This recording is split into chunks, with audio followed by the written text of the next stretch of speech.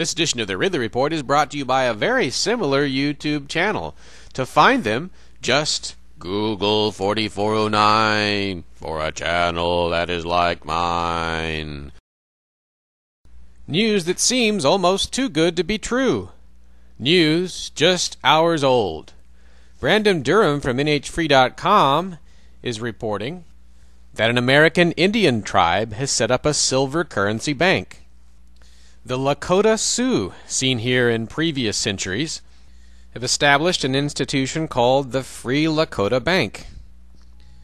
In a news release that went out today, November 24th, the Lakota council members said, quote, "We invite people of any creed, faith, or heritage to unite in an effort to reclaim control of wealth. It is our hope that other tribal nations and American citizens recognize the importance of silver and gold as currency and decide to mirror our system of honest trade," unquote. According to the bank's website, which by the way looks a lot better than the Liberty Dollar website, the bank circulates and accepts only silver and gold currencies. Looks like they offer loans and investment. They offer deposit and withdrawal services. Some folks have called it the Liberty Dollar on steroids with a bank account. That is, a bank account for customers in silver. The pieces they are apparently minting do in fact look quite a bit like Liberty Dollars and are using a similar pricing setup with a $50 1-ounce piece.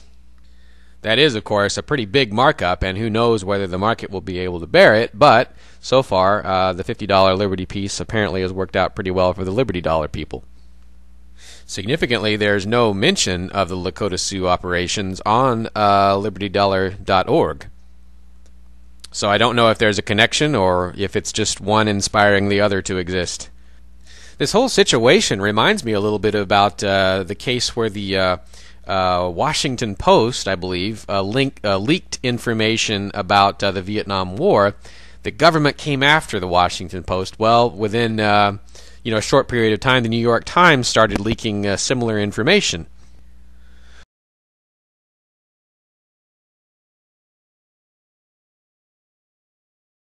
Well, maybe that situation is repeating itself. In 2007, the federal government came after the Liberty Dollar people, and now we've got two different Liberty Dollar type organizations. The most recent one operating presumably on an Indian reservation.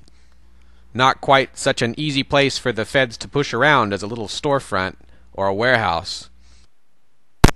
Now, here's an interesting quote from the Lakota news release.